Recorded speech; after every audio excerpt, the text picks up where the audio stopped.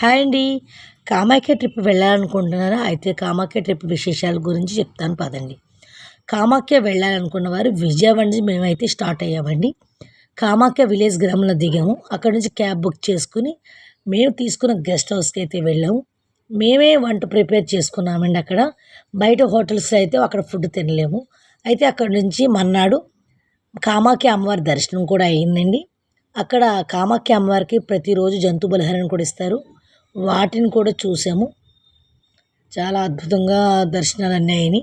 అక్కడే ఉన్న దశమహావిద్యలను కూడా మేము చూసాము. తర్వాత 2, 3 రోజుల్లో మిగతా ప్లేసెస్ అన్నీ తప్పకుండా చూడాల్సిన ప్రదేశాలు 10 ఉన్నాయండి. ఆ 10 కూడా చూసాము.